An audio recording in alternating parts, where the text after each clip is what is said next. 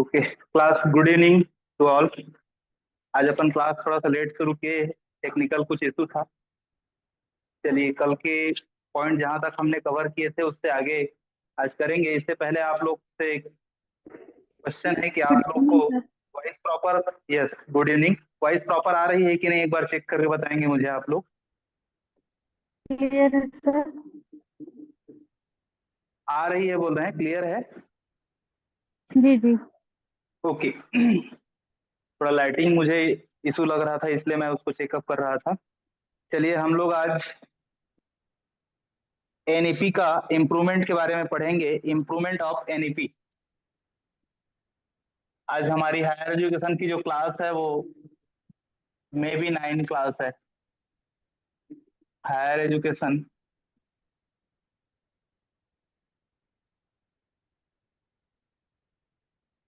Class 9 होगी आज, correct? जिसमें हम लोग पढ़ेंगे इम्प्रूवमेंट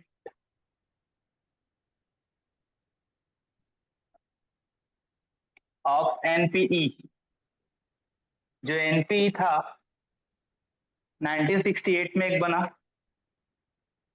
सर एक बार कैमरा को पूछेंगे कि थोड़ा सा ना धुंधला सा दिख रहा है। Okay okay.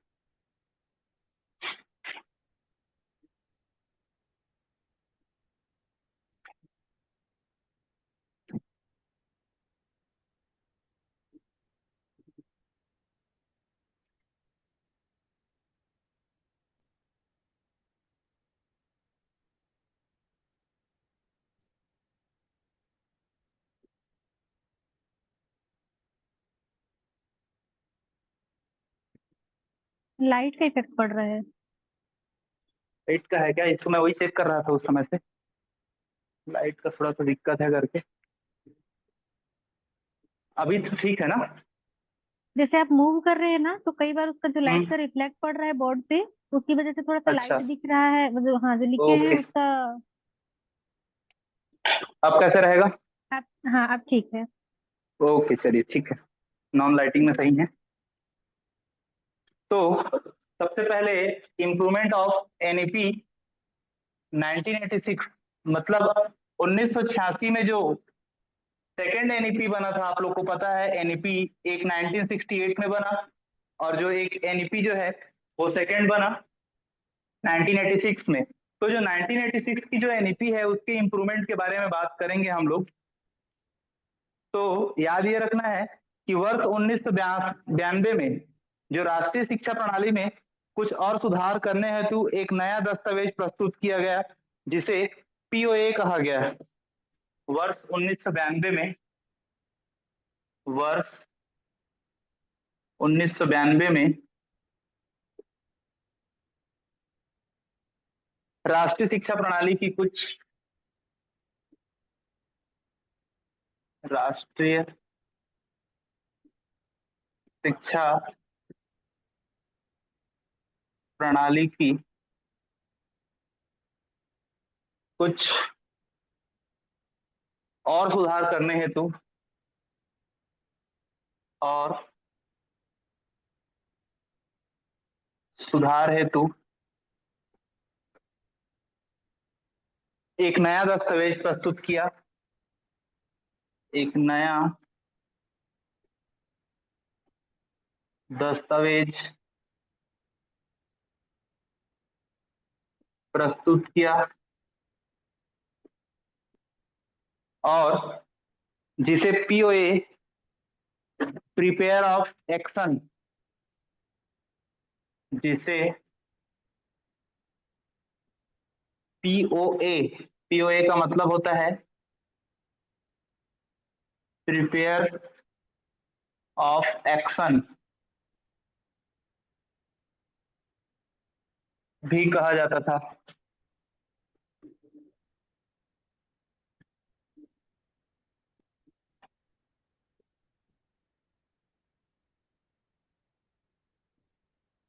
तो ये बनी कब? 1986 में, लेकिन इसमें सुधार जो हुई वो कब हुई? वो 1992 में हुई। कौन? एनईपी 2, याद रखिएगा। अगली चीज ये है कि पहला पूरे देश में +2 को अधिक संगठन बनाना, मतलब इस एनईपी के सुधार में जो चीजें शामिल की गई थी, इसमें पहला था कि पूरे देश में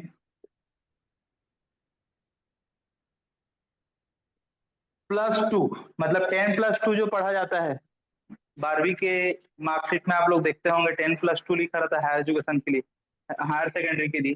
तो वो 10+2 में जो +2 है उसको अधिक संगठित बनाना, अधिक संगठित बनाना। दूसरा जो इसका अनुशंसा थी वो ये थी, समग्र साक्षरता पर बल दिया जाना, समग्र साक्षरता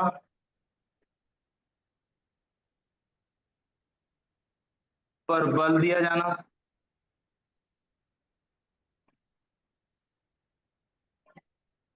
अगली बात, राष्ट्रीय साक्षरता योजना को निर्धनता निवारण बनाना,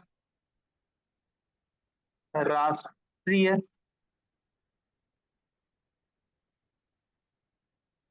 साक्षरता योजना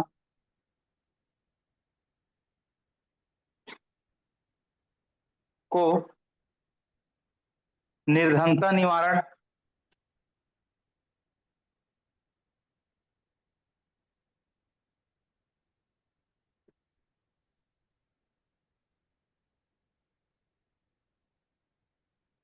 और अगली बात है राष्ट्रीय एकता पर्यावरण संरक्षण, राष्ट्रीय एकता पर्यावरण संरक्षण।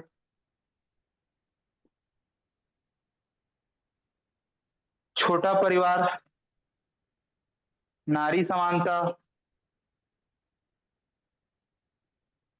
छोटा परिवार, नारी समानता और प्रोत्साहन,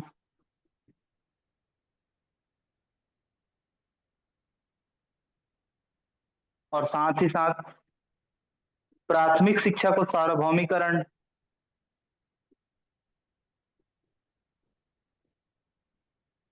प्राथमिक शिक्षा को सार्वभौमिकरण,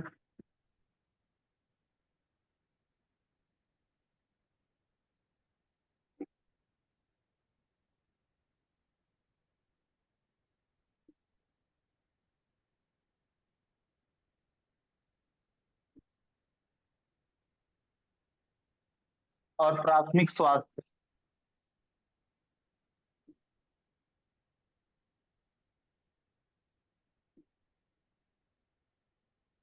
ये सभी जो अनुशंसा थी वो इम्प्रूवमेंट ऑफ एनईपी 1986 की थी, जो 1992 में की गई थी। इसके साथ ही साथ अगली जो अनुशंसा थी नंबर 4 की, वो थी रोजगार और स्वरोजगार की आवश्यकता पर, रोजगार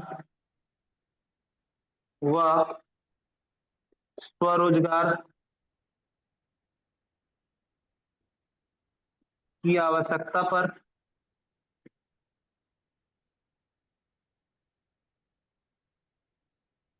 शिक्षा पर बल।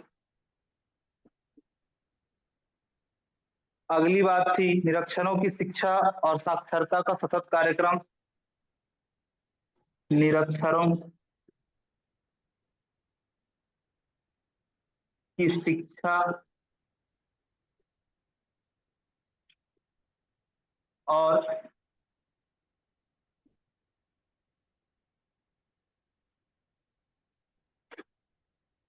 साक्षरता पर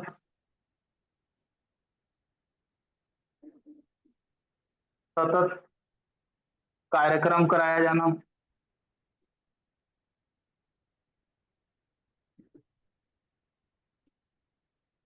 ब्लैक बोर्ड शिक्षा योजना में और अधिक मूल्य एवं प्रयोजन सुधार, इसे उच्च प्राथमिक विद्यालयों के मूल्य में लागू, ब्लैक बोर्ड शिक्षा योजना, ब्लैक बोर्ड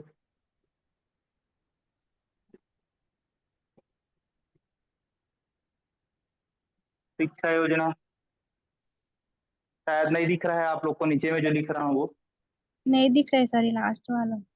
ओके ओके ठीक है, तो आप लोग इस पॉइंट तक 5 नंबर के पॉइंट तक इसमें लिखिए, उसके बाद सेकंड पॉइंट को मैं नेक्स्ट से लिख पाता हूँ।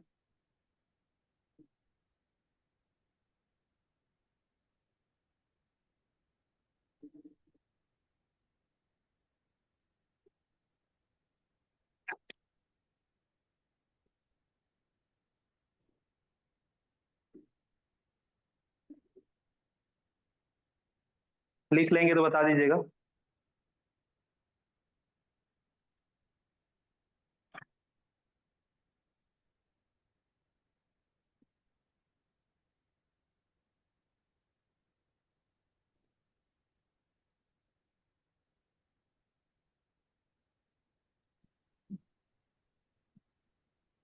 सर ये फर्स्ट पॉइंट का 1+2 लिखा है कि +2 लिखा है? नहीं, +2 लिखा है केवल, ये 10+2 का जो रेगुलेशन है ना वो है। जी सर, लिख ली सर, हो गया। ओके, 1 मिनट बस, थोड़ा बैटरी सेटअप कर दूं मैं, कि हमारा क्लास इन्वर्टर कनेक्ट हो जाए।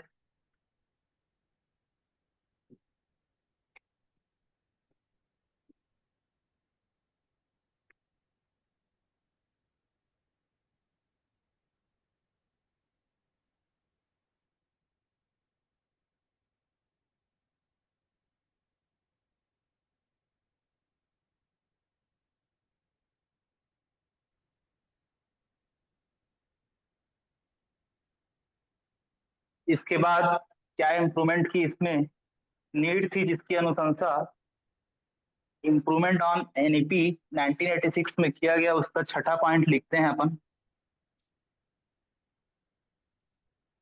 और वो थी ब्लैक बोर्ड शिक्षा,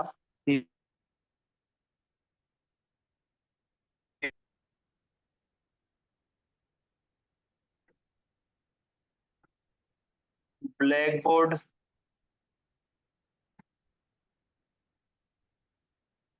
शिक्षा योजना में और अधिक मूल एवं प्रायोजनिक में और अधिक मूल एवं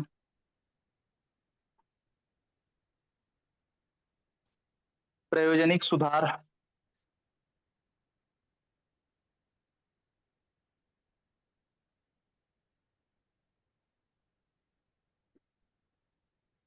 और साथ ही साथ इसे उच्च प्राथमिक विद्यालयों में लागू करना, जिससे उच्च व प्राथमिक विद्यालय में लागू करना।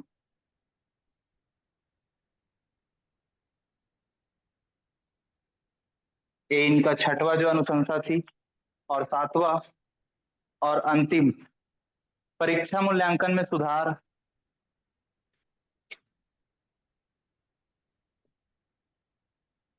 परीक्षा मूल्यांकन में सुधार हेतु राष्ट्रीय मूल्यांकन संगठन बनाना, सुधार हेतु राष्ट्रीय मूल्यांकन संगठन बनाना,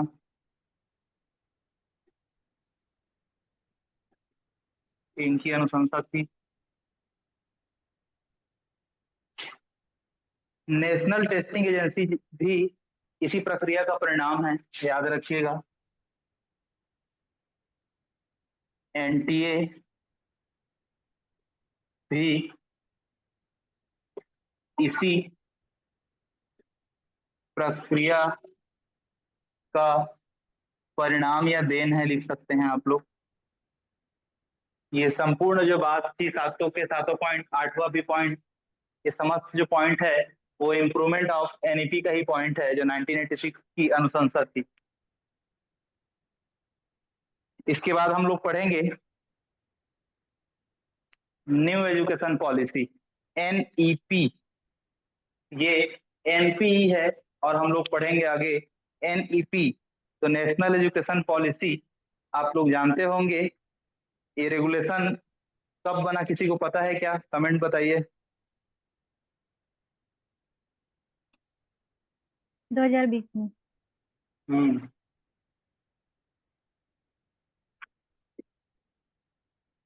तो नेशनल एजुकेशन पॉलिसी 2020 अब पढ़ने जा रहे हैं। इसको आप लोग लिख लिए क्या? जी सर। चलिए ठीक है।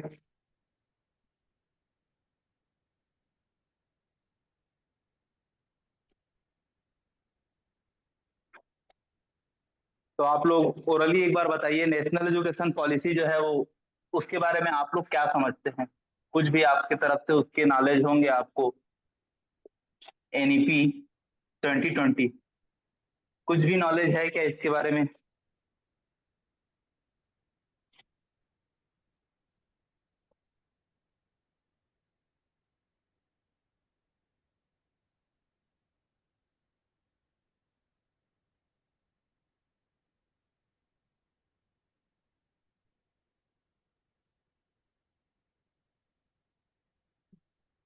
चलिए कोई बात नहीं, तो याद रखिएगा जो एनईपी 2020 है, न्यू एजुकेशन पॉलिसी 2020, इस समिति का गठन जो है वो 2017 में हुआ।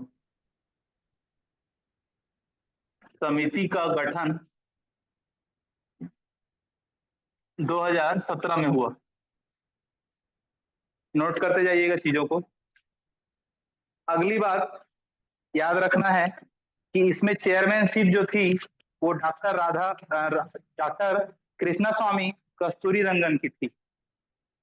चेयरमैनशिप किनकी थी?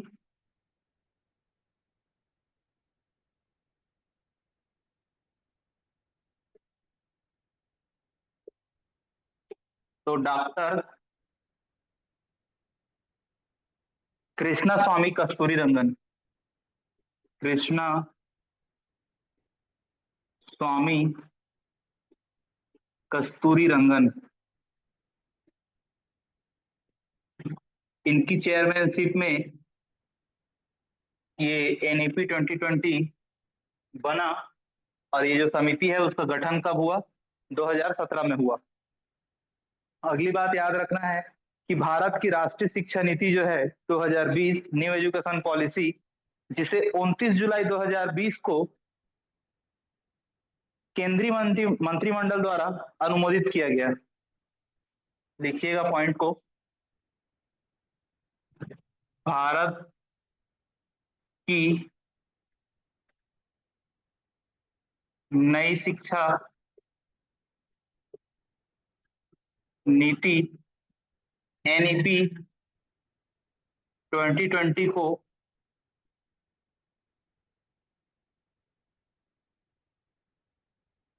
29 जुलाई 2020 को, 29 जुलाई 2020 को केंद्रीय मंत्रिमंडल द्वारा अनुमोदित किया गया था। केंद्रीय मंत्रिमंडल द्वारा अनुमोदित किया गया। याद रहेगा डेट आप लोग को, 29 जुलाई 2020। अगली बात जानने वाली है एनईपी 2020 के बारे में, तो वो ये है कि राष्ट्रीय शिक्षा नीति 2020 पहुंच, समानता, गुणवत्ता, सामर्थ्य और जवाबदेही के मूलभूत स्तंभों पर बनी है। ये क्वेश्चन पूछा था पिछला समय पे।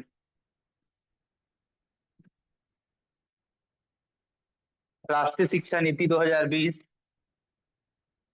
राष्ट्रीय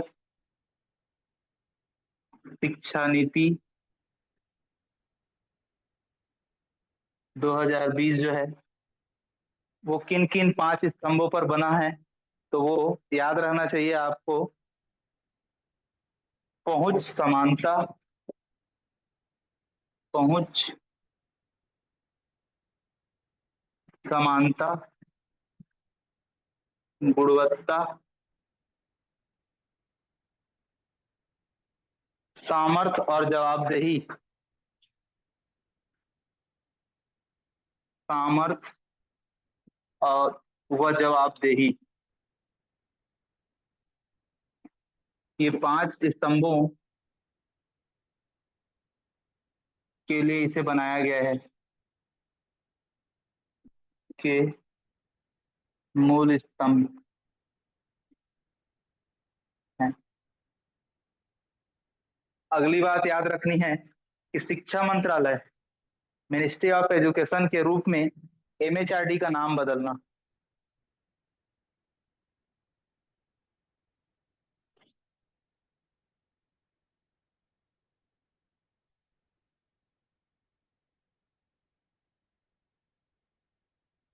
शिक्षा मंत्रालय, शिक्षा मंत्रालय,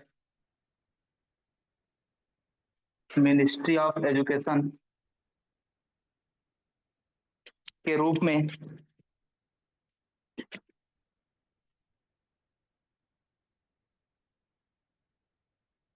एमएचआरडी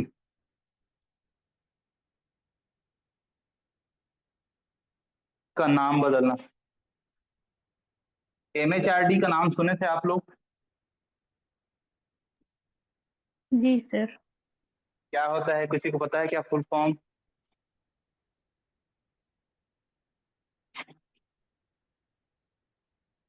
मानव मानव विकास संसाधन मंत्रालय ऐसा कुछ है। तो ministry of health and rural development, ठीक है। जी।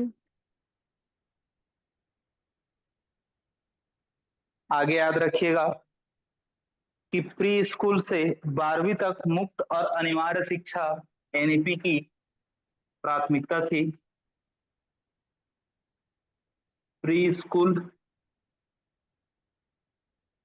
से 12वीं तक मुफ्त और अनिवार्य शिक्षा, मुफ्त व अनिवार्य शिक्षा, ये महत्वपूर्ण बिंदु थी एनईपी 2020 की। अगली जो बिंदु थी वो थी स्कूल के एक अभिन्न अंग के रूप में early child care and education. School के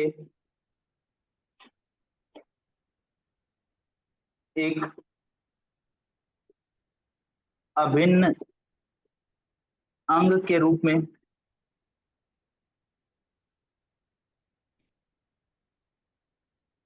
early child care and education,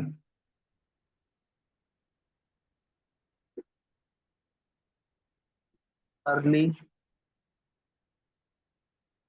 child care and education, जिसको ईसीसीई कहा जाता है। और इस early child and care education के साथ पाठ्यक्रम और शैक्षणिक संरचना का एक बड़ा पुनः संयोजन प्रस्तावित है। के साथ पाठ्यक्रम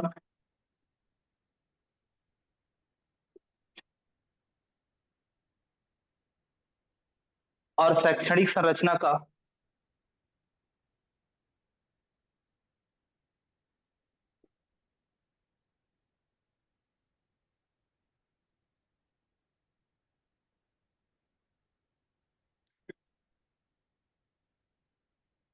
एक बड़ा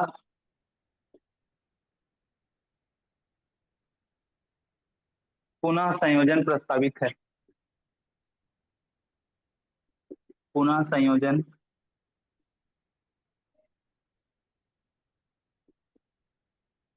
प्रस्तावित है। याद रखिएगा ये सारा पॉइंट एनईपी 2020 का ही है। इसके आगे नेक्स्ट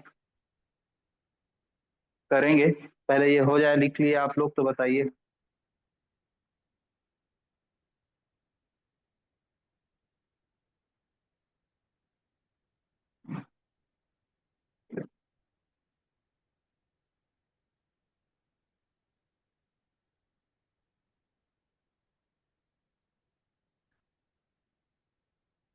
हो गया सर। ओके।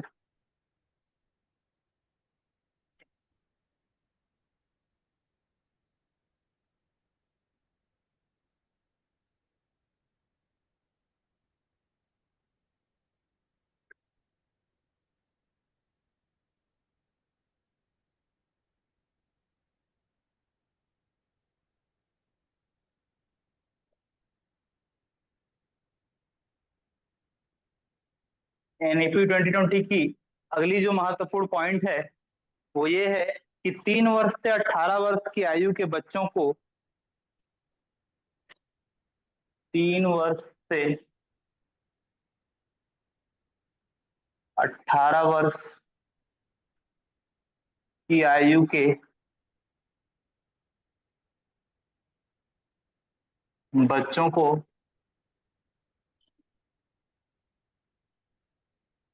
कवर करने के लिए शिक्षा का अधिकार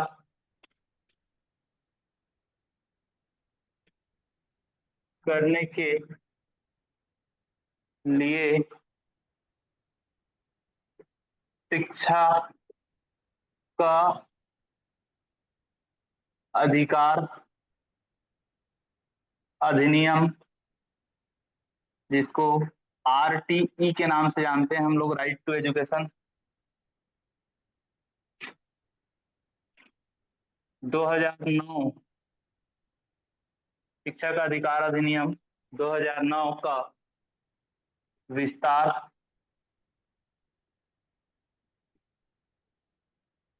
की अनुशंसा थी।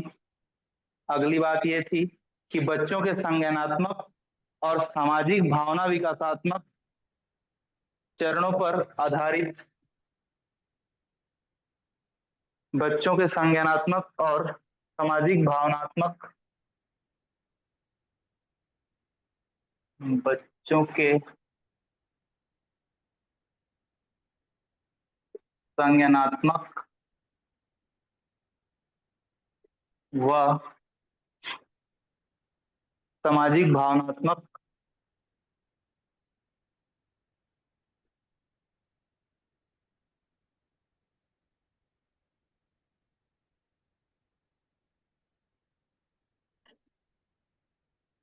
विकासात्मक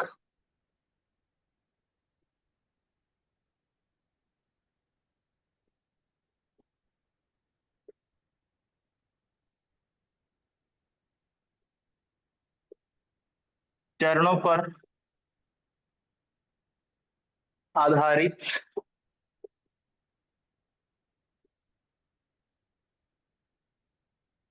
5+3+3+4, ये भी क्वेश्चन में पूछा जाता है। पाठ्य चर्चा और शैक्षणिक संरचना तैयार की गई। पाठ्य चर्चा, पाठ्यचर्या लिखेंगे, पाठ्यचर्या व शैक्षणिक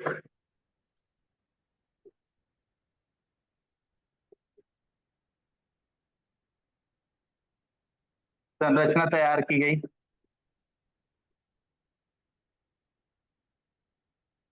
और नई एजुकेशन पॉलिसी में देखेंगे आप लोग ये 53-34 का नियम जो है 5+3+3+4 का ही आज न्यू एजुकेशन पॉलिसी का जो पाठ्यक्रम सिलेबस की संरचना बनाई गई है।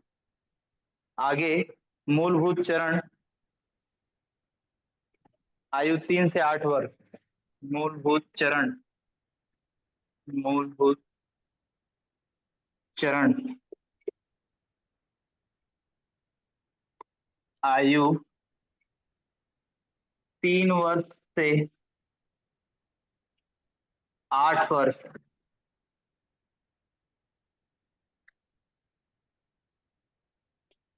ये जो है ये प्राथमिक चरण, पूर्व प्राथमिक,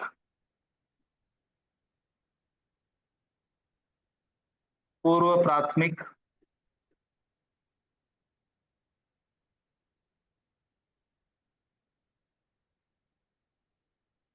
प्लस 3 ग्रेड,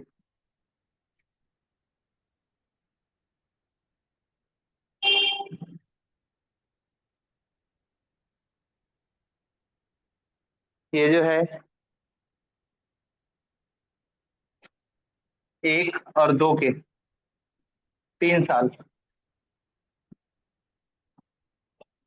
याद रखिएगा ये चरणों को, मूलभूत चरण जो है वो आयु 3 वर्ष से 8 वर्ष का, और फिर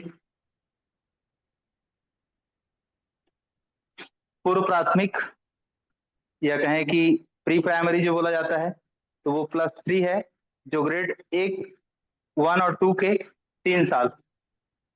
नेक्स्ट है प्रारंभिक चरण, प्रारंभिक चरण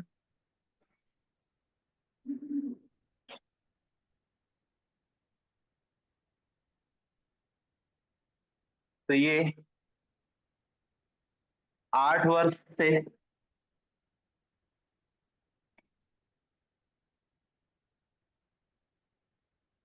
11 वर्ष, और इसमें कक्षा 3 से, क्लास 3 से 5 की बात है। दूसरा मध्य चरण,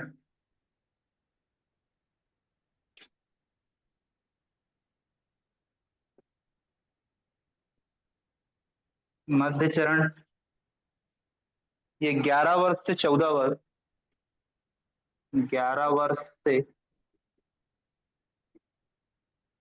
14 वर्ष, जिसमें क्लास 6 से 8, क्लास 6 टू 8 निर्धारित की गई, और माध्यमिक चरण जो है 14 से 18 वर्ष,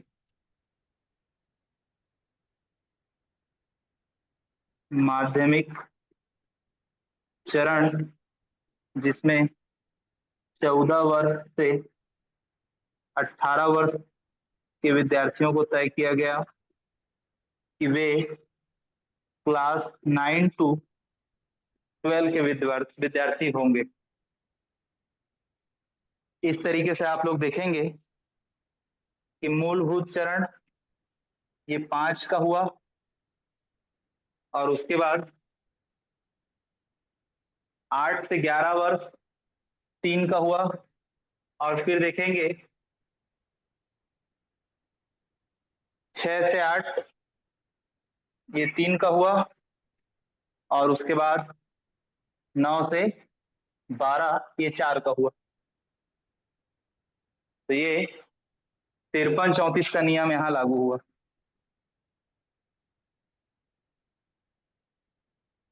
यहाँ तक ये बना एनईपी 2020।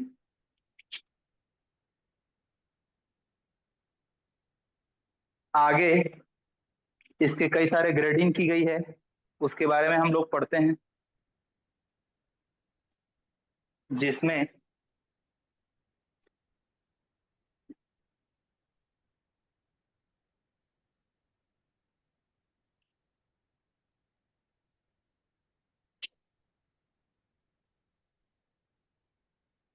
यह कई निकाय विकल्पों के साथ एक स्नातक कार्यक्रम के 4 साल की बहुअनुशासनात्मक स्नातक की डिग्री का प्रस्ताव करता है, और ये जो है वो स्कूल स्तर पर निर्धारित की गई। अब हम लोग देखते हैं कि कॉलेज के स्तर पर क्या क्या बदलाव आया एनईपी 2020 में, है ना। तो याद रखिएगा यह कई निकाय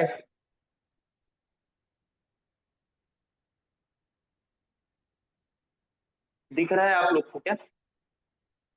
जी सर। ओके, के साथ स्नातक कार्यक्रम में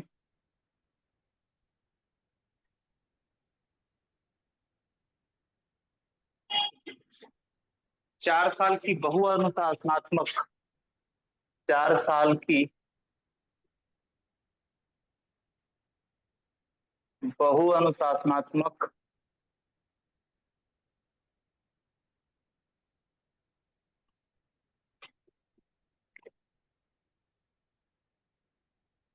स्नातक की डिग्री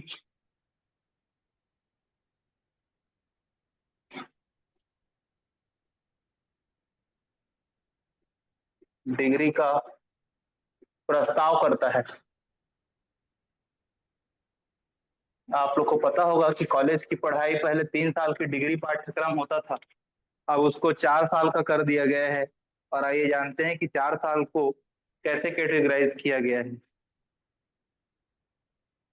पहला, a certificate.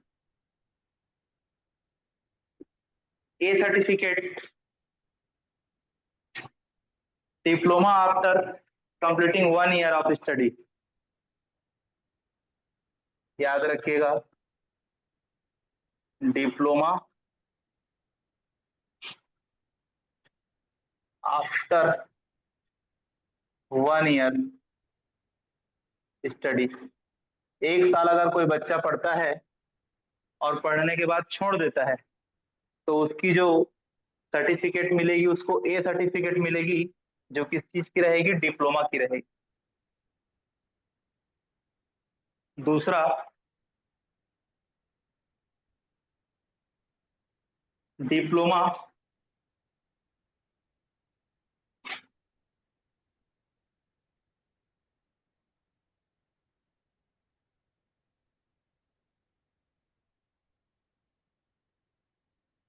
Diploma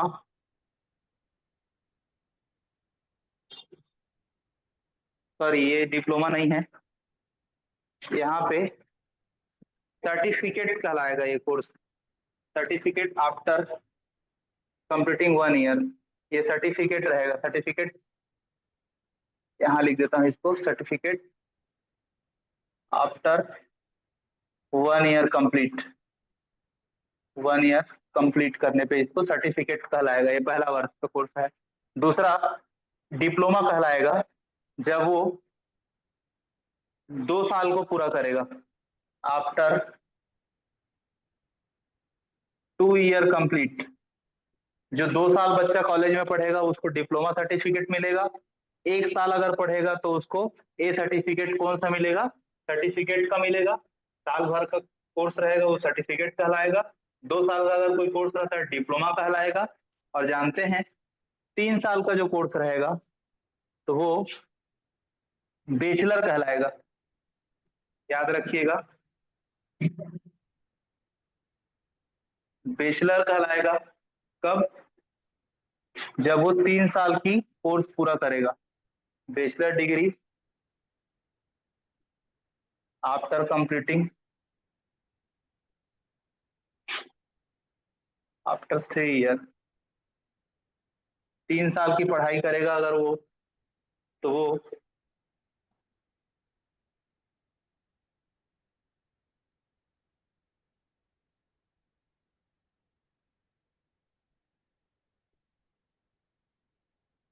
bachelor degree रहेगा। और याद रखिएगा, सर्टिफिकेट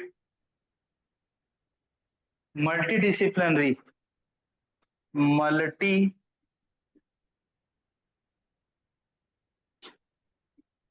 डिसिप्लिनरी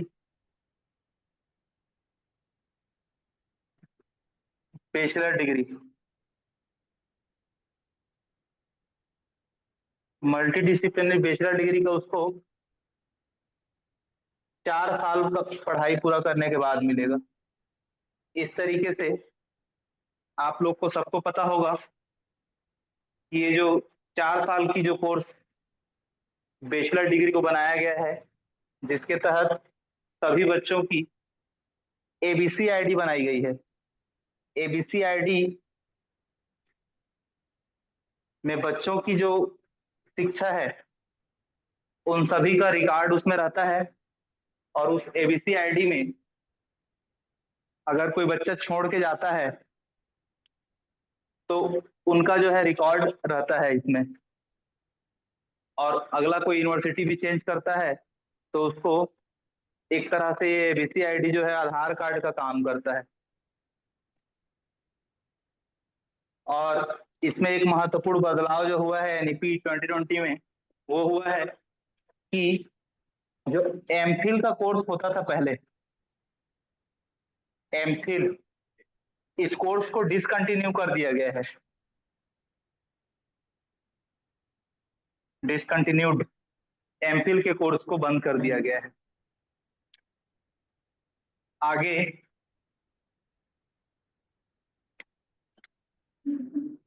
हम लोग ये जानते हैं कि जो एनईपी 2020 की अनुशंसा है कि ये जो बीएड के जो पाठ्यक्रम है उसकी अवधि को बदल दिया गया है।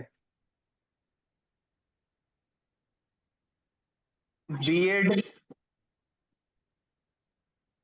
की अनुशंसा में लिखते हैं, अभी तो बदलाव नहीं हुआ है, लेकिन एनईपी 2020 का नियम के अनुसार एनईपी 2020 की अनुशंसा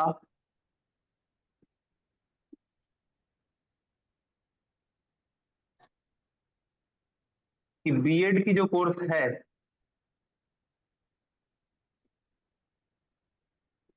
बीएड की कोर्स की अवधि जो है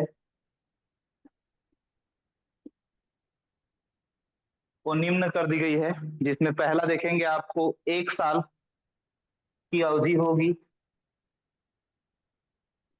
1 ईयर की बीएड होगी। किनके लिए होगी 1 ईयर की बीएड? तो याद रखिएगा,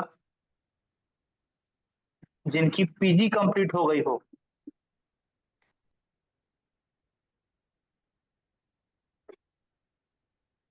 पीजी के बाद जो बीएड की कोर्स की अवधि है वो 1 साल की हो जाएगी। दूसरा, 2 साल 2 ईयर का जो बीएड का कोर्स है वो आफ्टर यूजी होगी। अंडर ग्रेजुएट जिनकी कंप्लीट हो गई है उनकी 2 वर्ष के लिए बीएड होगा। फिर उसके बाद 4 साल का बीएड की अवधि उनके लिए होगी जो 12th पास है। तो इस तरीके से जो एनईपी 2020 की अनुशंसा है कि ये बीएड की कोर्स इस तरीके से उनकी अवधि में बदलाव की जाए। आगे हम लोग एनईपी 2020 की और भी बाकी सारी कई सारी अनुशंसाएं थी उनको जानेंगे। इतने को आप लोग लिख लीजिए, और कहीं इसमें कुछ भी डाउट लग रहा है तो आप लोग पूछ सकते हैं। सर ये जो पीजी होल्डर के लिए 1 ईयर किया है बीएड, ये लागू हो गया है? यही लिखा गया है अभी इसमें। मैं इसको एक्चुअल में नहीं लिख रहा था अनुशंसा शब्द को, लेकिन मेरे को याद आया कि 1 साल का पीजी अभी तक तो हुआ नहीं है ना। हुआ नहीं। पीजी वालों के लिए अभी भी 2 साल का बीएड होता है ना। तो कुल मिला के वो अभी तक लागू नहीं हुआ है, तब तो नहीं हो रहा है। मैं सुना हूं कि मध्य प्रदेश शासन में चल रहा है, चालू हो गया है। हमारे यहाँ तो आप लोग देखेंगे कि एनईपी जो 2020 है 2020 है जो लागू हो गई है। कब से दिख रहा है आपको? इसके पहले मैं जस्ट लिखवाया हूँ कि मैं 29 जो जुलाई है 29 जुलाई 2020 से लागू हो गया है ना। लेकिन आप लोग को देखने में मिले होगा कि छत्तीसगढ़ में 2024 में लागू हुआ है। वो आज एनईपी 2020 लागू हुआ है। आज जो ये सर्टिफिकेट कोर्स 1 साल का होगा करके, डिप्लोमा कोर्स 2 साल का होगा करके, 4 साल का जो कुल मिला के डिग्री प्रोग्राम है वो छत्तीसगढ़ में अभी हम लोग को 2024 में समझ में आ रहा है। 2024 में लागू हुआ है कहना चाहिए छत्तीसगढ़ में कुल। तो इस तरीके से बीएड जो है अभी हमारे यहाँ नहीं चालू हुआ है 1 साल का, लेकिन एमपी शासन में चालू हो गया है। अब देखिए, शिक्षा में बदलाव तो हो रहा है, बीएड का कब होगा इसको छत्तीसगढ़ शासन के हाथ बात है।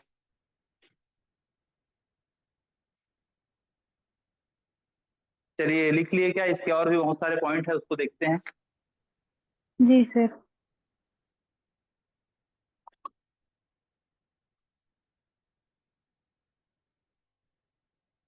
ये बहुत जरूरी है, याद रखिएगा, पूछते हैं। एक तो बीएड वाला पूछता है, एक सर्टिफिकेट वाला पूछता है, और एक जो प्रोग्राम है स्कूल शिक्षा का 5+3+3+4, इससे पूछा जाता है। आगे चलिए देखते हैं हम लोग। इसी के आगे देखिए, तो लिखवाया हूँ इसके जस्ट पहले वाला क्लास में लिखवाया, अभी मतलब इसके जस्ट पहले जो इरेज किया हूँ बोर्ड को, इसमें लिखवाया था कि छत्तीसगढ़ में एनईपी 2020 का जो सॉरी एनईपी जो 2020 है वो केंद्रीय मंत्रिमंडल में कब अनुमोदित किया गया था, पूछेगा क्वेश्चन। जस्ट पहले लिखवाया हूँ आप लोग को, देखिए 29 जुलाई ही कुछ लिखवाया हूँ ना। 29 जुलाई 29 जुलाई 2020। हाँ, 29 जुलाई 2020 को केंद्रीय मंत्रिमंडल में अनुमोदित किया गया है एनईपी 2020 को। आइए आगे जानते हैं एनईपी 2020 के संदर्भ में कई बातें।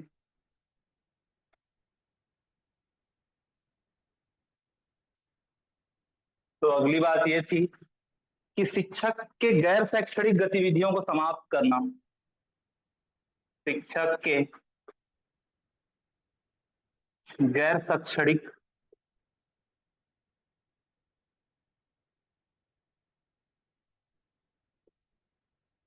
गतिविधि को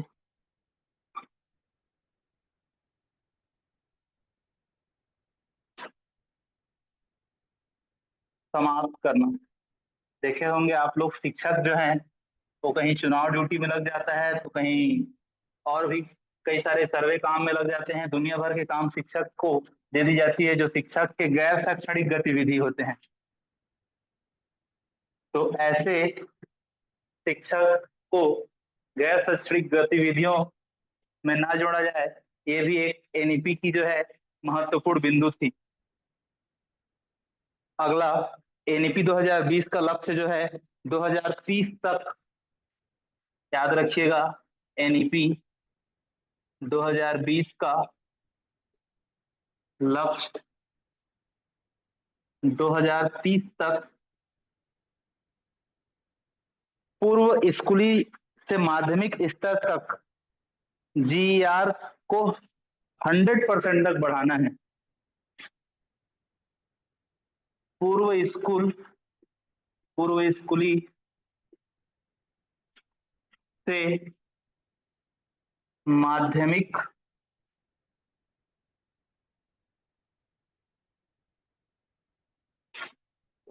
स्तर तक जीईआर को 100% तक बढ़ाना है। तो याद रखिएगा, जीईआर क्या होता है? ये होता है ग्रॉस एनरोलमेंट रेशियो, सकल नामांकन दर हिंदी में, एनरोलमेंट रेशियो। इसको कौन से स्तर के? माध्यमिक स्तर तक, पूर्व स्कूली स्तर से 100% तक, मतलब ये कहा जाए कि प्राइमरी स्कूल से लेके जो मिडिल स्कूल तक है उसमें जो ग्रॉस इनरोलमेंट रेशियो है उसको 100% तक बढ़ाने का लक्ष्य है। और ये लक्ष्य को अचीव कब तक करना है? 2030 तक करना है। ये भी क्वेश्चन में पूछा गया था लास्ट टाइम। अगली बात यह है, जबकि व्यावसायिक शिक्षा सहित उच्च शिक्षा में जीईआर को, जबकि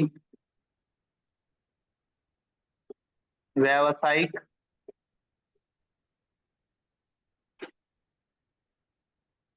शिक्षा सहित उच्च शिक्षा में जीईआर को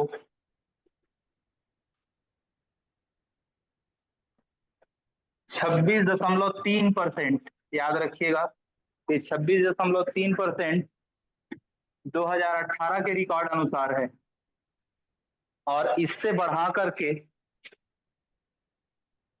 2035 तक 50% करना है, ये लक्ष्य है एनईपी 2020 का।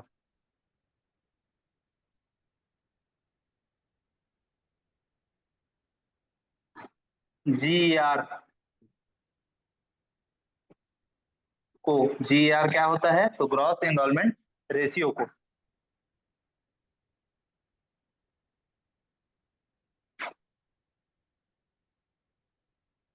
और याद रखने वाली बात है कि उच्च शिक्षा में 3 प्रकार के उच्च शिक्षा का पुनर्गठन प्रस्तावित किया गया है। उच्च शिक्षा में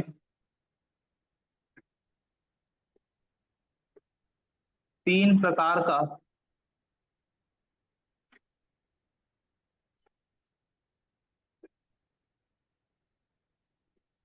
उच्च शिक्षा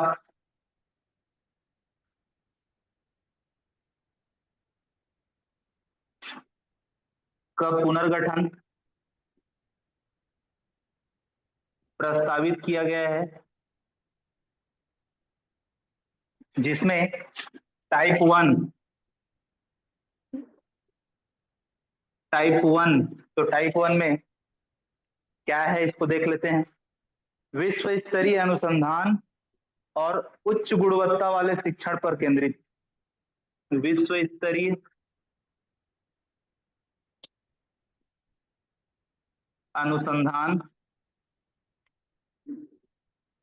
और उच्च गुणवत्ता वाले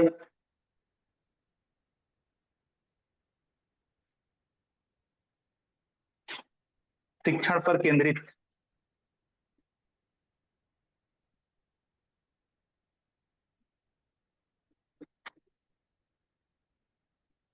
ये टाइप 1 के जो हैं कैटेगरी में शामिल होंगे, जिनके पास विश्व स्तरीय की अनुसंधान होंगी और उच्च गुणवत्ता वाले शिक्षण होंगे। टाइप 2 को देखते हैं कि टाइप 2 में किन्हें शामिल किया जाएगा। दिख रहा है यहां तक ना आप लोग को? ओके। तो टाइप 2 में अनुसंधान के महत्वपूर्ण योगदान के साथ अनुसंधान के महत्वपूर्ण योगदान के साथ विषयों में उच्च गुणवत्ता वाले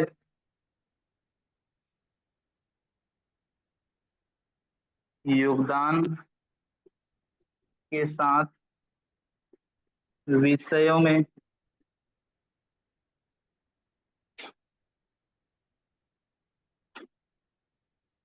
उच्च गुणवत्ता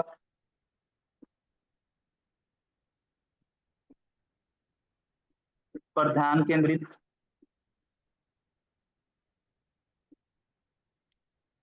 जो संस्थान करेगा उनको टाइप 2 की कैटेगरी में शामिल किया गया है।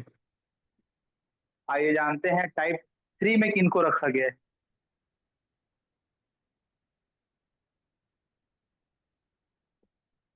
तो टाइप 3 में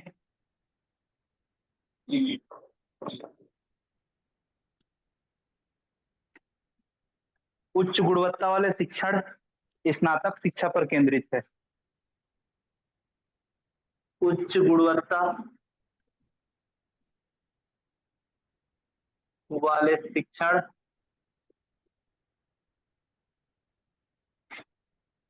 स्नातक शिक्षा पर केंद्रित है।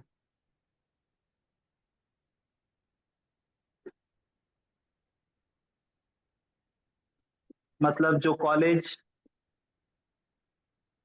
अगर डिग्री प्रोग्राम तक की पढ़ाई कराता है तो वो टाइप 3 के उच्च शिक्षा संस्थान में शामिल होंगे, ऐसा प्रस्ताव बनाया गया है।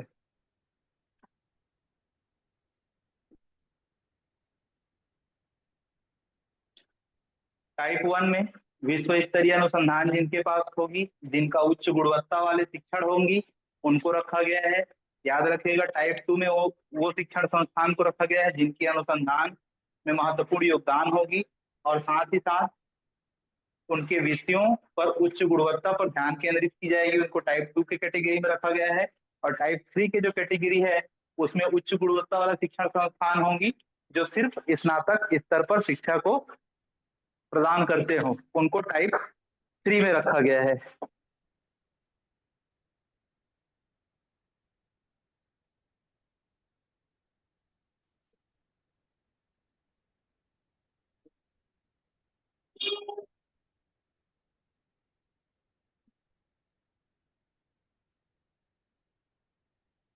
चलिए इसको लिखिए, इसके बाद अगला देखेंगे।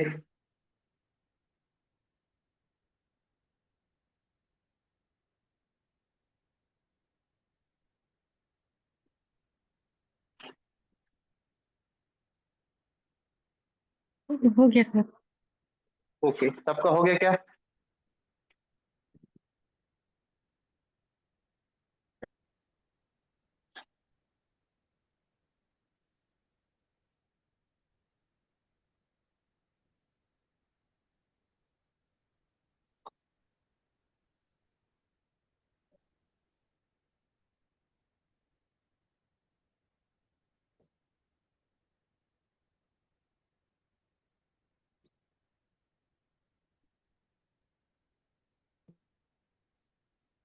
मिटा दूं?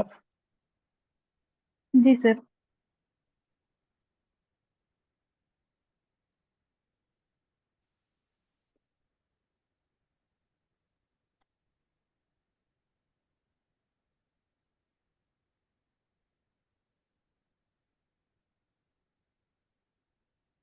क्लासेस को हम लोग को कोशिश और जल्दी स्पीड से करने की है क्योंकि हमारे पास सिलेबस बहुत ज़्यादा है, समय कम है। लेकिन मैं सोचता हूँ कि समझ में ही ना आए तो ऐसे पढ़ाई का क्या होगा, इसलिए थोड़ा सा धीरे जल्दी बढ़ने की कोशिश करता हूँ। सर आप कौन कौन से यूनिट को पढ़ाएंगे? मेरा कोशिश ये है कि जितने भी अपने थ्योरिकल जो यूनिट हैं, है ना, फर्स्ट पेपर में, वो सारे को कवर करने जी। का है ना। इसके बाद मे बी शेखर सर का जो क्लास रहेगा शायद रिसर्च पे रहेगा, और कोशिश ये है कि हमारा दोनों क्लास एक साथ चले, कुछ टाइम अपन शेड्यूल बनाएंगे। इसके बाद सेटिंग ऑफ न्यू बॉडी पे जाते हैं।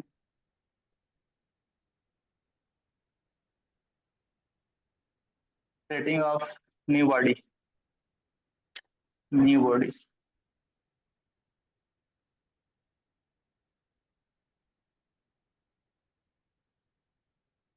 इसमें व्यावसायिक शिक्षा के प्रत्येक क्षेत्र, व्यावसायिक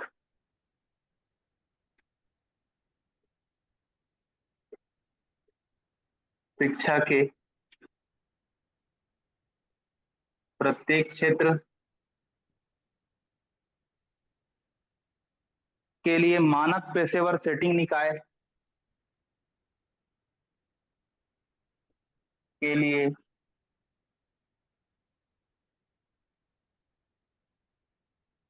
मानक पेशेवर सेटिंग निकाय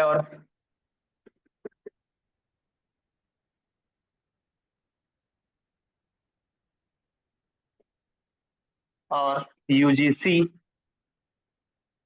यूनिवर्सिटी ग्रांट कमीशन के उच्च शिक्षा अनुदान आयोग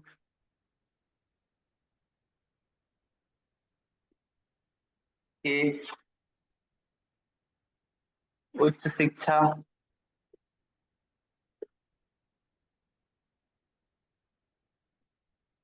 अनुदान आयोग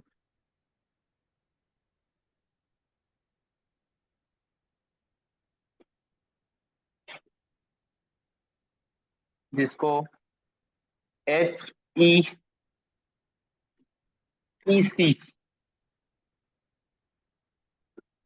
में बदलना है।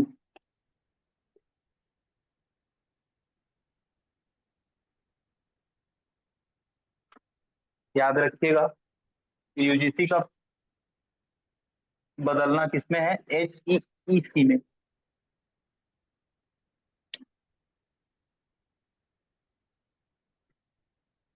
नेक्स्ट है जो सार्वजनिक और निजी स्कूलों के लिए बुनियादी समान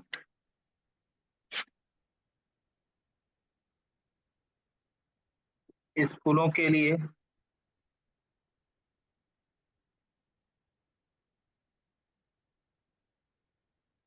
बुनियादी समान मानक निर्धारित करेगा। इनके लिए जो स्टैंडर्ड रेडी करने का काम जो है, डिसाइड करने का काम यही करेगा।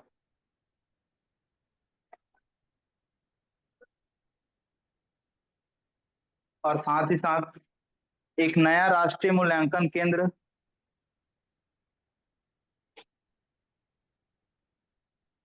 एक नया राष्ट्रीय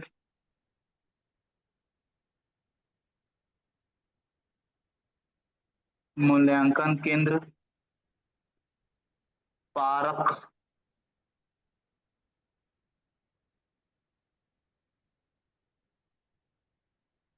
समग्र विकास के लिए प्रदर्शन मूल्यांकन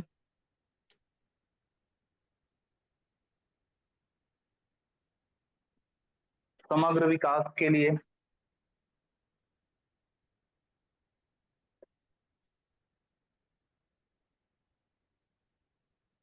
प्रदर्शन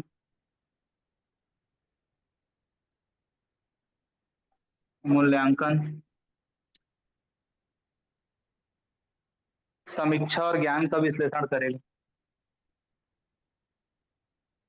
समीक्षा और ज्ञान का विश्लेषण करेगा।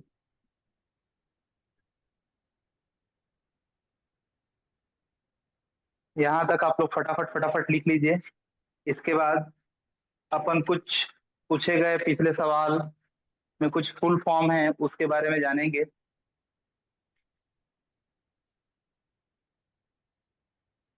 हो गया सर। ओके,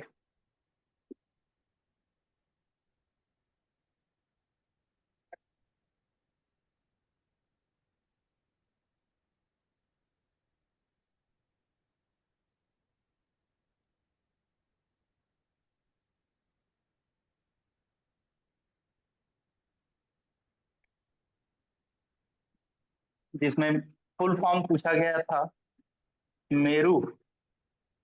तो याद रखिएगा मेरू जो है multi disciplinary education and research university है Meru. Multi disciplinary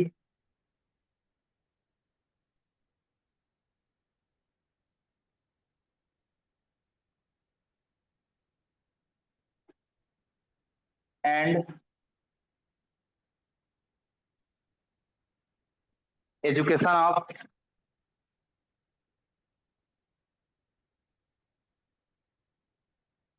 research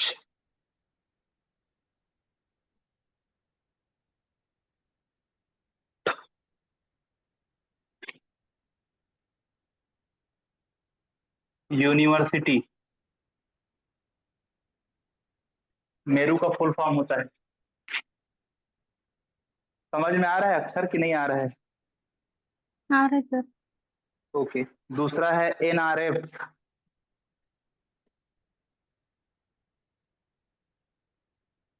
NRF जो है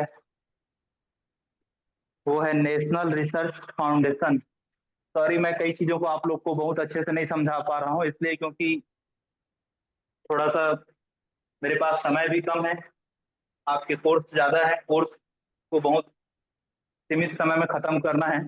तो कोशिश कीजिएगा कि आप लोग को जो चीज नहीं समझ में आता है उसको मुझसे पूछिएगा, तो मैं उसको क्लियर करता जाऊंगा।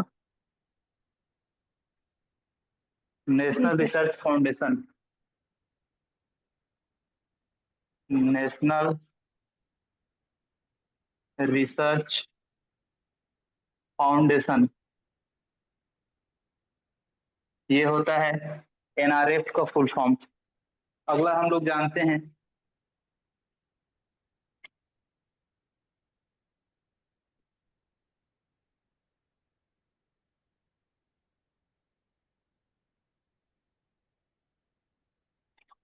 HECRC। तो HECRC जो होता है वो क्या होता है, वो होता है higher education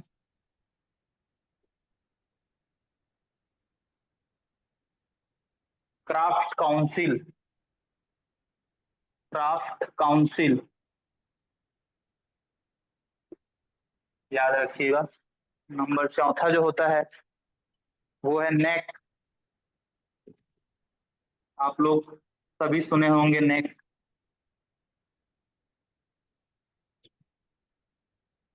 national accreditation council.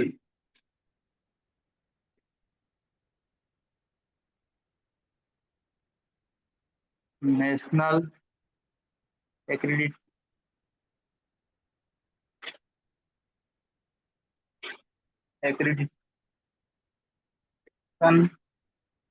National accreditation council, ये होता है नेक। अगला NHERC, NHERC।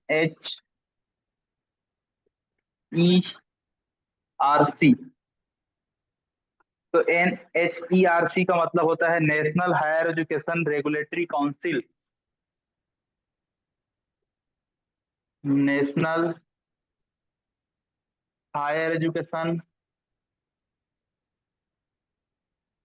रेगुलेटरी काउंसिल, याद रखिएगा।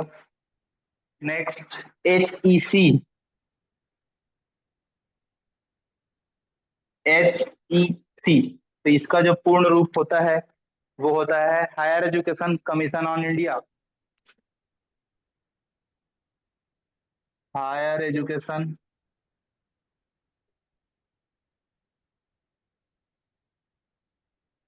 Commission on India. समझ में आ रहा है अक्षर? जी सर। ओके। अगली बात ये जानना है कि भारत का उच्च शिक्षा आयोग स्थापित किया जाएगा। ये भी NEP की जो है वो अनुशंसा थी।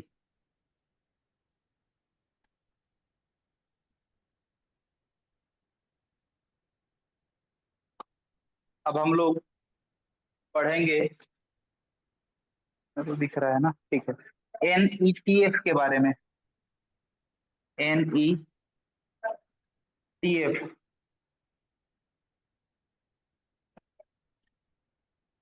तो NETF क्या है, चलिए जानते हैं।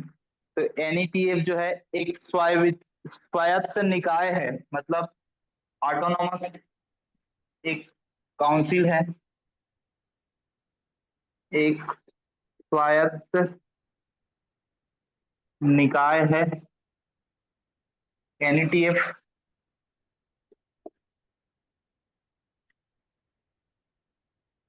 राष्ट्रीय शैक्षिक प्रौद्योगिकी फोरम, याद रखिएगा, का पूर्ण रूप होता है राष्ट्रीय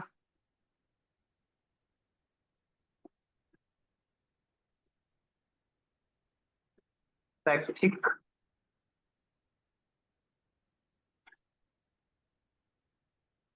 प्रौद्योगिकी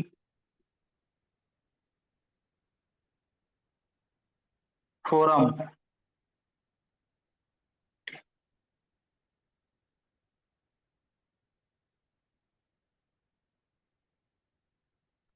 नेशनल एजुकेशन टेक्निकल फोरम यह कह सकते हैं, हाँ टेक्निकल फोरम कह सकते हैं, टेक्निकल फोरम।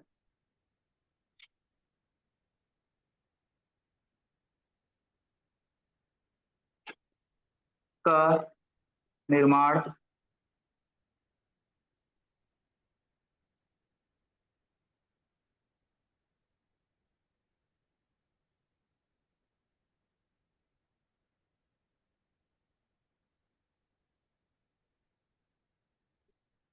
एनईटीएफ प्रदान करता है।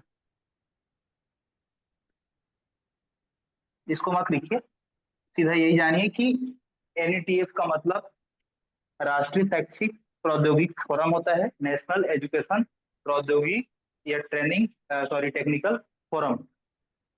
इसके बाद हम लोग जानते हैं सीखने मूल्यांकन योजना प्रशासन को बढ़ाने के लिए, एनईटीएफ के अंदर ही पॉइंट लिख रहे हैं हम लोग, सीखने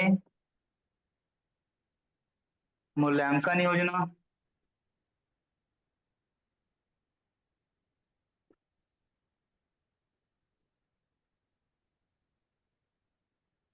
प्रशासन को बढ़ाने के लिए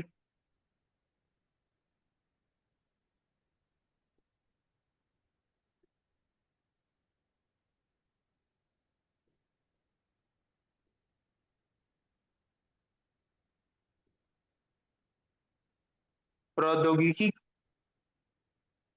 के उपयोग पर विचारों की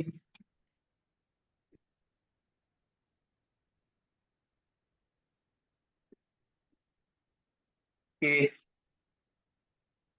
उपयोग पर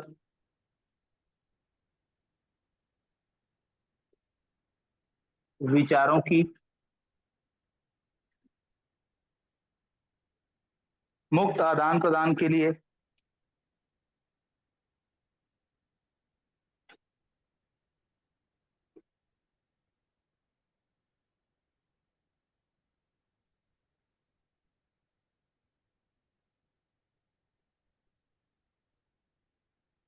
यह मंच बनाया गया है। कौन सा मंच? तो एनईटीएफ एनईटीएफ के लिए। हाँ, किसके लिए? तो सीखने के लिए, मूल्यांकन योजना का प्रशासन को बढ़ाने के लिए और प्रौद्योगिकी के उपयोग पर विचारों का मुक्त आदान प्रदान करने के लिए।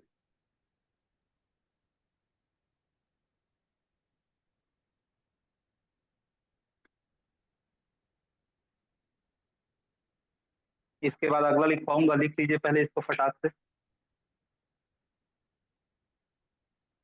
हो गया सर। ओके,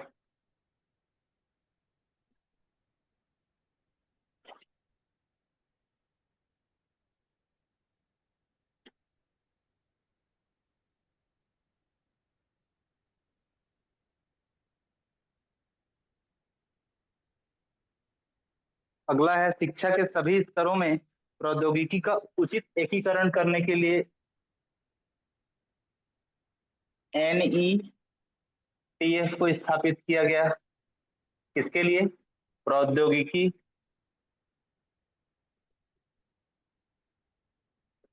का सभी स्तरों, शिक्षा के सभी स्तरों में, शिक्षा के सभी स्तरों में एकीकरण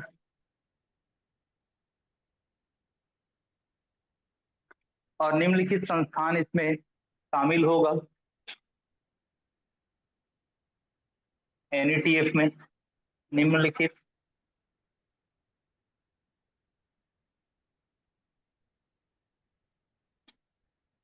संस्थान शामिल होंगे।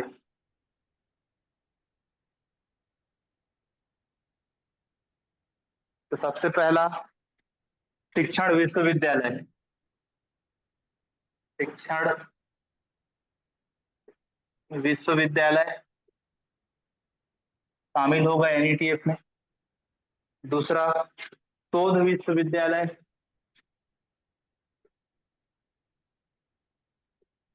शोध विश्वविद्यालय जो रिसर्च करने काम करते हैं, ऐसे विश्वविद्यालय भी इसमें शामिल होंगे। और स्वायत्त डिग्री प्रदान करने वाले कॉलेज, स्वायत्त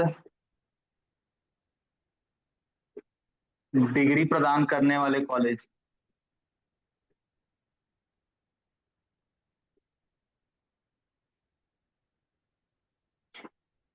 कॉलेज इस एनईटीएफ के संस्थान में इन सबको शामिल किया जाएगा। स्वायत्त का मतलब आप लोग समझते हैं कि नहीं?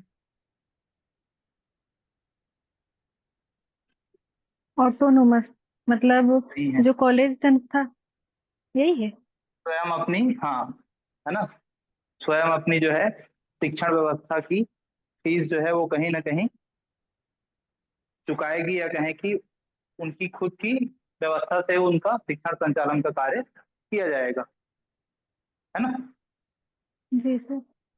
ठीक है, अब आगे जानते हैं vocational education as per NEP 2020। Vocational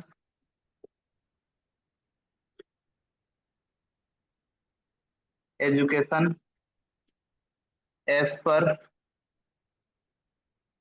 NEP 2020 कैसे किया जाएगा?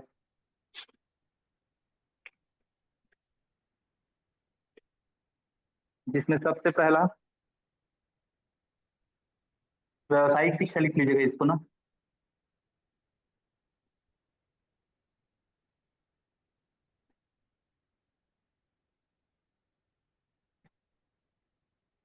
तो व्यावसायिक शिक्षा के सम्मेलन हेतु एक राष्ट्रीय आयोग गठित किया जाएगा, लिख लीजिएगा। व्यावसायिक शिक्षा के सम्मेलन हेतु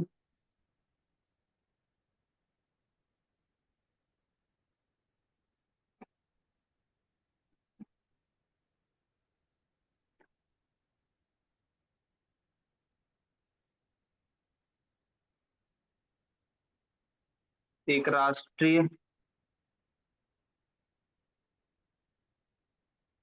आयोग गठित किया जाएगा।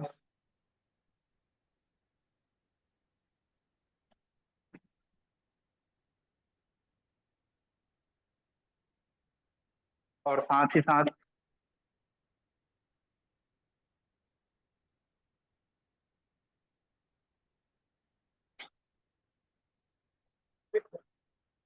अगले वर्ष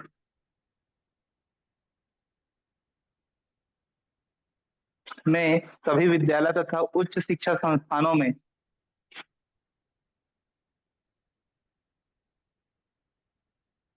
सभी विद्यालय तथा उच्च शिक्षा संस्थानों में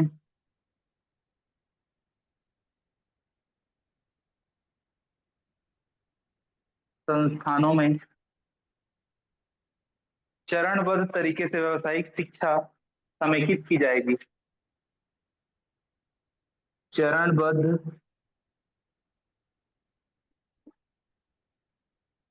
तरीके से जो व्यावसायिक शिक्षा है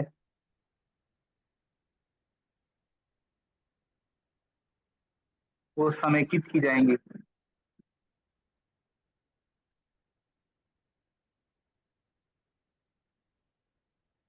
आगे बात यह है कि 2050 तक कम से कम 50% तक शिक्षार्थियों के लिए स्कूल और उच्च शिक्षा संस्थानों के माध्यम से व्यावसायिक अनुभव प्राप्त होगा। 2050 2050 तक कम से कम 50% तक, कम से कम 50% तक शिक्षार्थियों को स्कूल और उच्च शिक्षा संस्थानों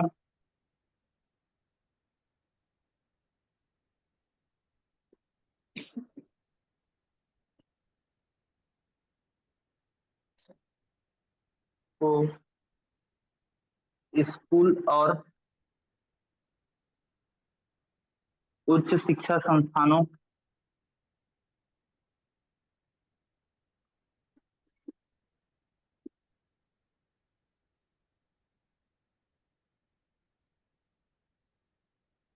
के माध्यम से व्यावसायिक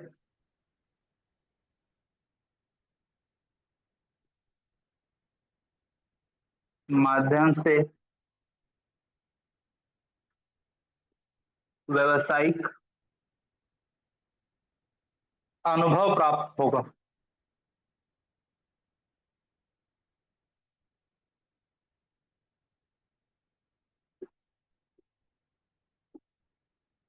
इससे बेरोजगारी भी कम होगा। ये पूरा प्लान जो है एनईपी का है। इसके बाद हम लोग देखते हैं, चलिए, एनआरएफ। यहाँ पे जितने भी सारे आपको मैं लिखवाया था, याद है आप लोग को जो फुल फॉर्म लिखवाया था, वो सब पे एक एक करके चर्चा कर रहे हैं हम लोग।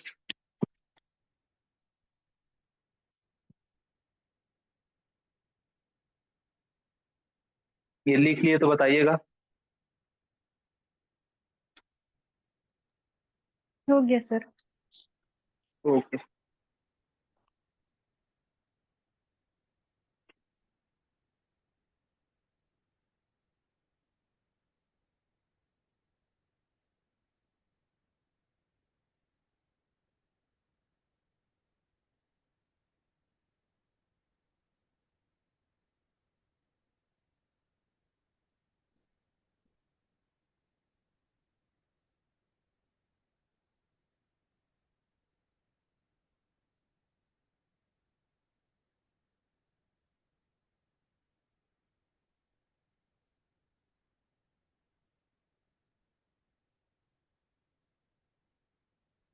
चलिए हम लोग जानते हैं अब एनआरएफ के बारे में।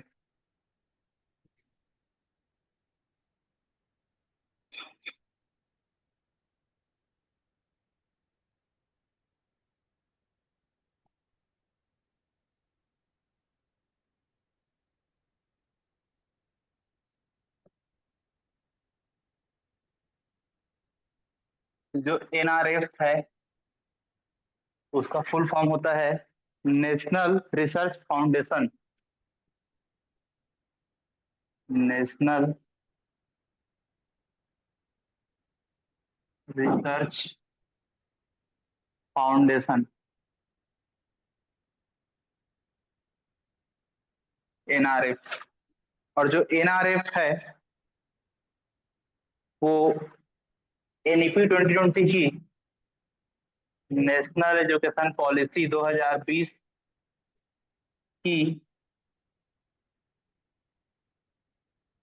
प्रमुख शिक्षार्थियों में से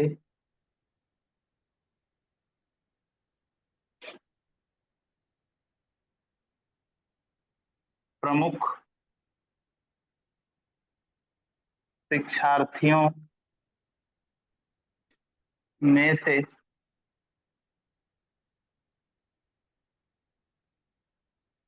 एक उच्च शिक्षा से जुड़े विश्वविद्यालय, उच्च शिक्षा से जुड़े विश्वविद्यालय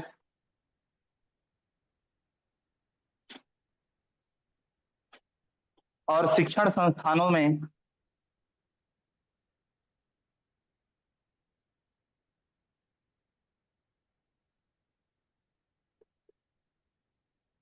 शिक्षण संस्थानों में अनुसंधान एवं विकास के लिए,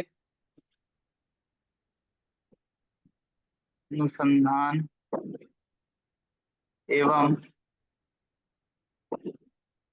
विकास के लिए प्रतिस्पर्धा अनुदान प्रणाली का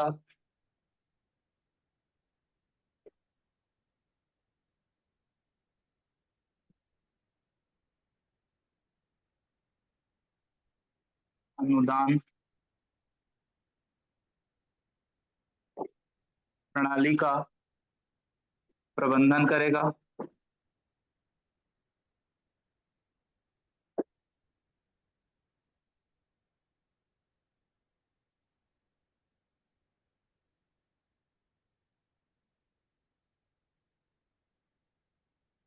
करने के लिए लिख लीजिए, प्रबंधन करने के लिए एनआरएफ बनाया गया है। एनआरएफ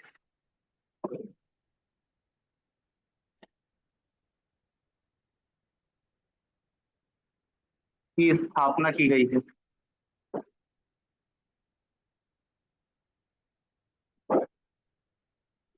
याद रखिएगा।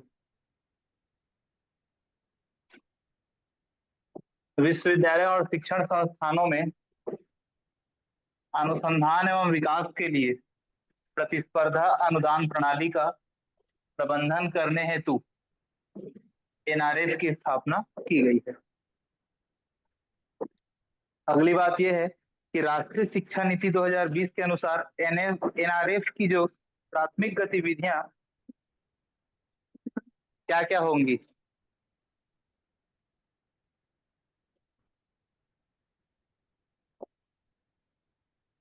तो राष्ट्रीय शिक्षा नीति 2020 के अनुसार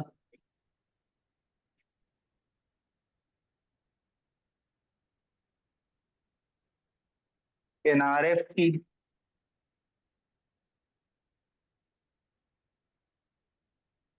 प्राथमिक गतिविधियां होगी।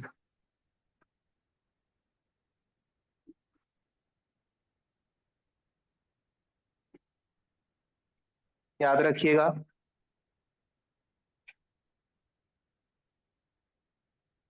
प्रतियोगी संवर्गीयों द्वारा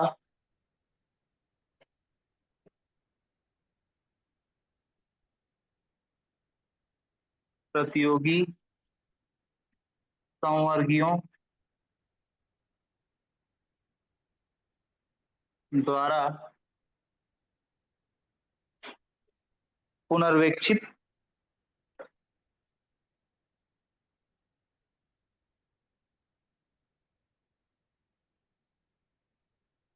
पुनर्वेक्षित उत्कृष्ट कोटि के वित्तीय सहायता, उत्कृष्ट कोटि के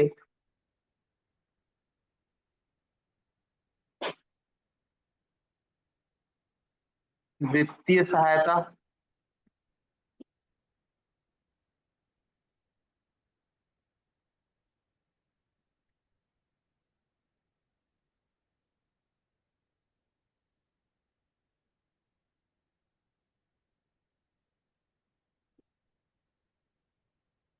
प्रदान करना।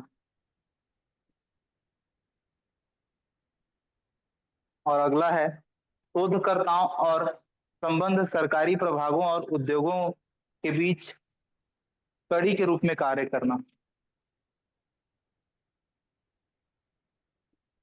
शोधकर्ता व संबंध सरकारी प्रभागों, संबंध जो सरकारी विभाग हैं, सरकारी प्रभागों और उद्योगों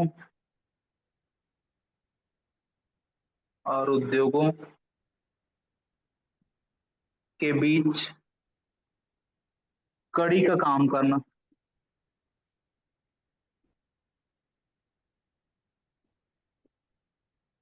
जिससे कि शोध कार्य को सरल बनाई जा सके।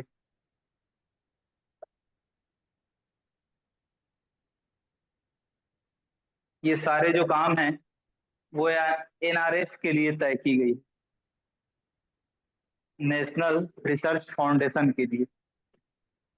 आगे हम लोग यूनिवर्सिटी ग्रांट कमीशन यूजीसी को पढ़ते हैं। चलिए, ये हो गया तो मिटाऊं क्या? जी सर।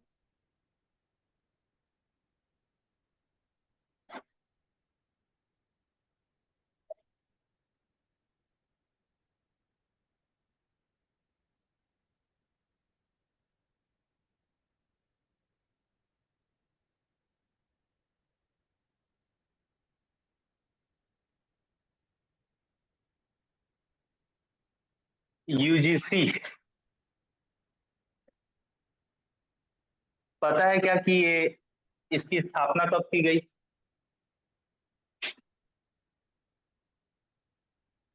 University grant commission.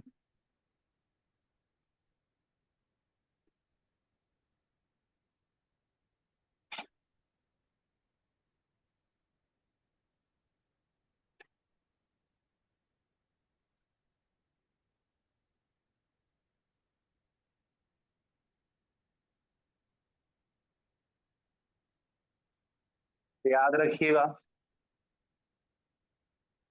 विश्वविद्यालय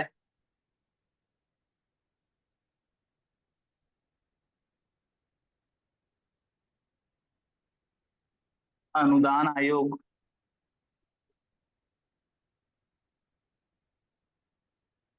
28 दिसंबर 1993 को अस्तित्व में आया। कब आया? 28 दिसंबर 1993 को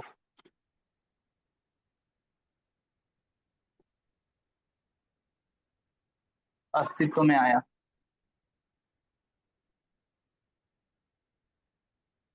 अगली बात याद रखना है, यह 1956 में संसद में एक अधिनियम द्वारा भारत सरकार का एक वैधानिक संगठन बन गया। यह संसद में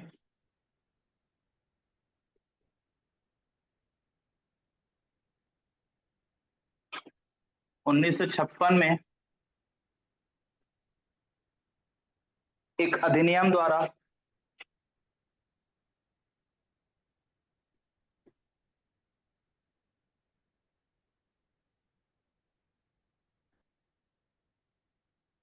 भारत सरकार का एक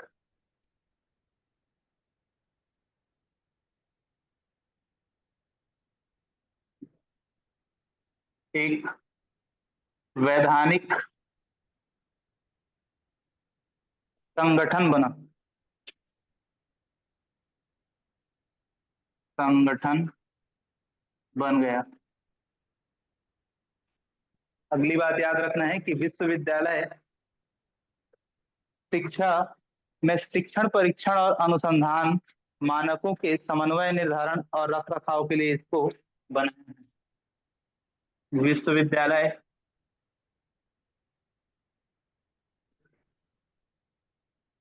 शिक्षा में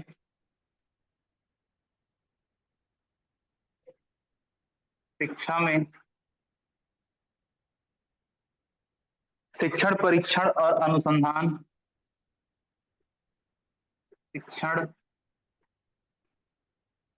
परीक्षण और अनुसंधान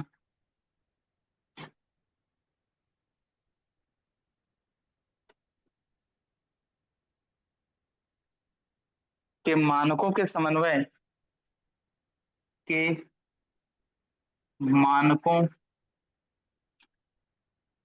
के समन्वय, निर्धारित करने हेतु स्थापित किया गया है। लिख लीजिएगा।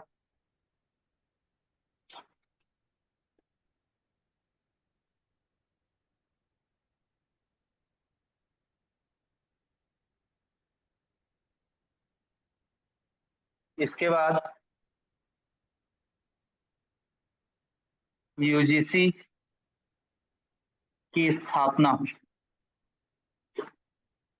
के कई सारे महत्वपूर्ण पॉइंट और हैं, इसमें हम लोग देखेंगे।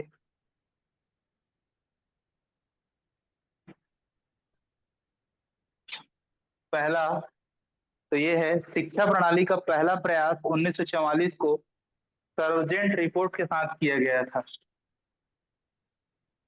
शिक्षा प्रणाली का पहला जो प्रयास है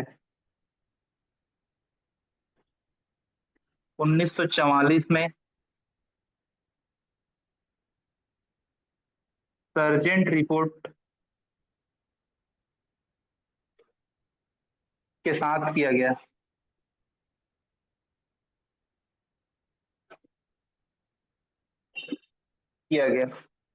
अगली बात याद रखिएगा, सिफारिश के माध्यम से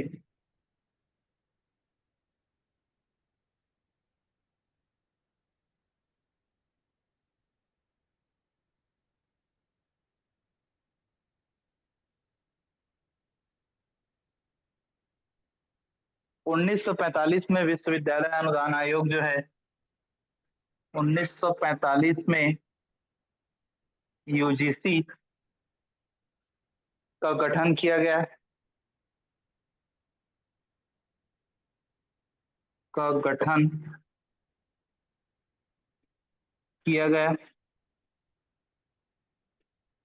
जिसमें अलीगढ़, बनारस और दिल्ली के 3 केंद्रीय विश्वविद्यालय ने देखरेख की जिम्मेदारी ली, जिसमें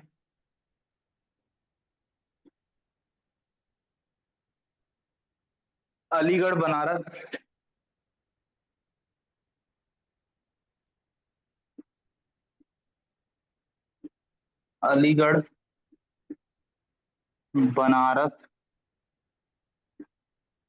और दिल्ली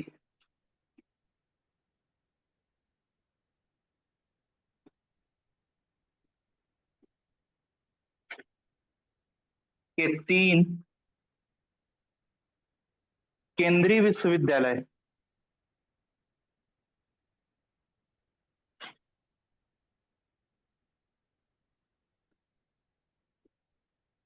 केंद्रीय विश्वविद्यालय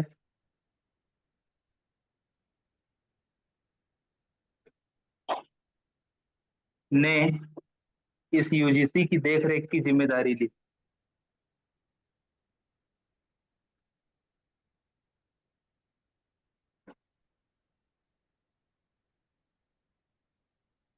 याद रखिएगा। अगली बात, 1947 में समिति को उस युग के सभी विश्वविद्यालय को नियंत्रित करने की जिम्मेदारी मिली। तीसरा नंबर पे लिखिएगा, वो है 1947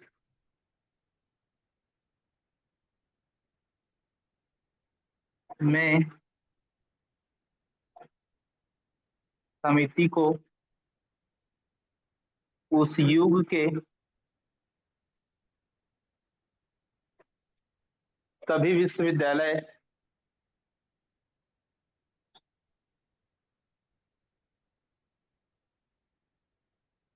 को नियंत्रण की जिम्मेदारी मिली।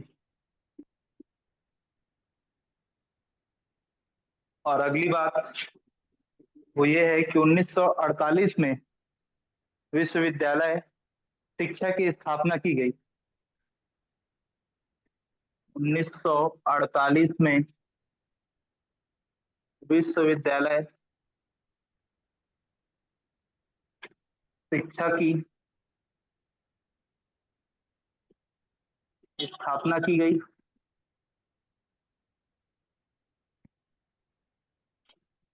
जिसके अध्यक्ष डॉक्टर सर्वपल्ली राधाकृष्णन थे। जिसके अध्यक्ष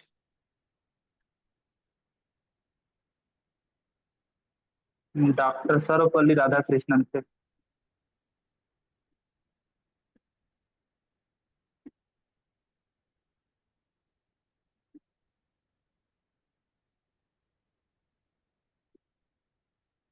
शब्द समझ में आ रहे हैं कि नहीं आ रहे हैं, इसीलिए मैं बोल बोल के लिख पाता हूँ। नहीं आता होगा तो आप लोग जरूर से पूछ लीजिएगा।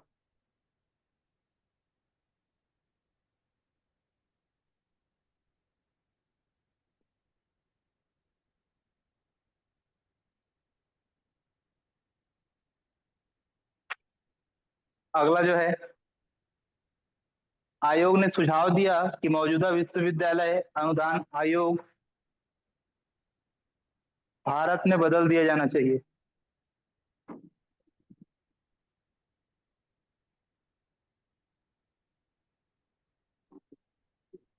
आयोग ने सुझाव दिया कि मौजूदा विश्वविद्यालय अनुदान आयोग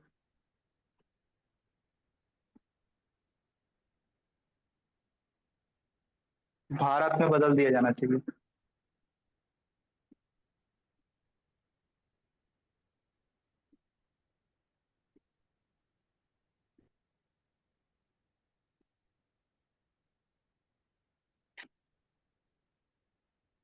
इसके बाद और सारे पॉइंट हैं, इसके नेक्स्ट में लिख पाता हूं मैं, इसको लिख लिए तो बताइए।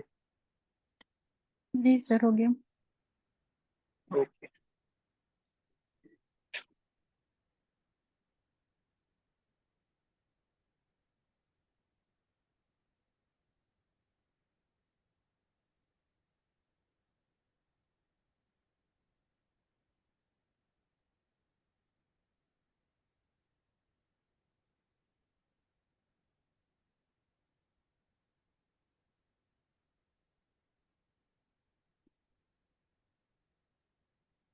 तेईस दिसंबर 1953, 5वां नंबर पॉइंट है। 28 दिसंबर 1953 को मौलाना अब्दुल कलाम आजाद, मौलाना अब्दुल कलाम आजाद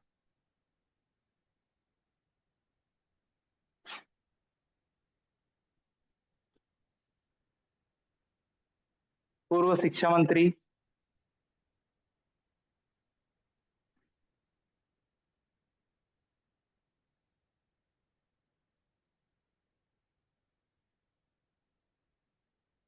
ने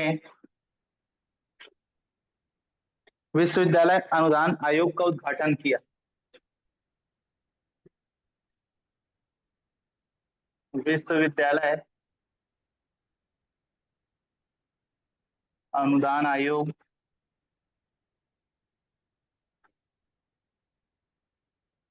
का उद्घाटन किया।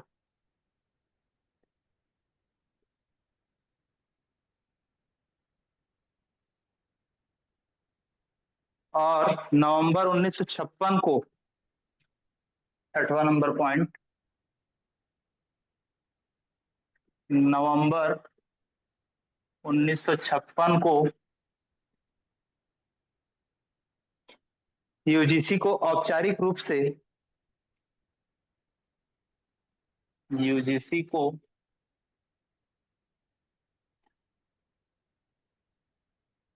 औपचारिक रूप से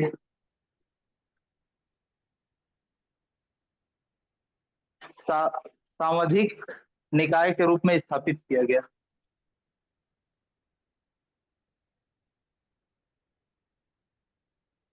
सांविधिक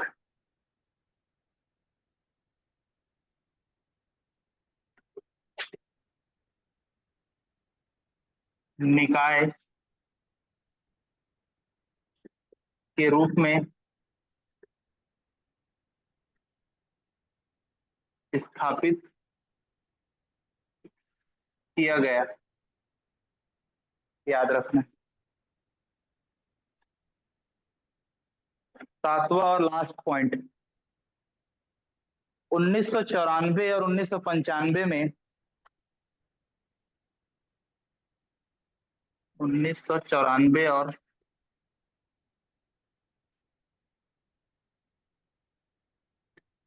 1995 में यूजीसी ने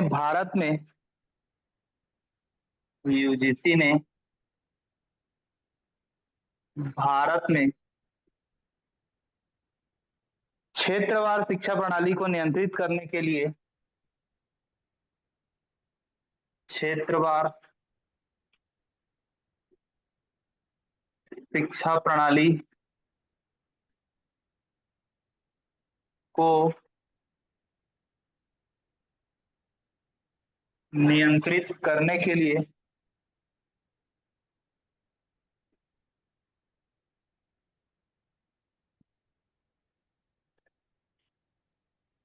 पुणे, हैदराबाद, भोपाल, गुवाहाटी, कलकत्ता। पुणे, हैदराबाद, भोपाल, गुवाहाटी,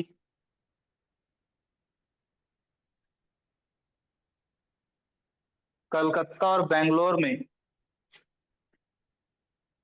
कलकत्ता व बेंगलोर में केंद्रों की स्थापना की, केंद्रों की स्थापना की और वर्तमान में प्रधान कार्यालय नई दिल्ली में बहादुर शाह जफर नगर में स्थित है। स्टार मार्क कर लीजिएगा इसका यूजीसी का केंद्र जो है वर्तमान में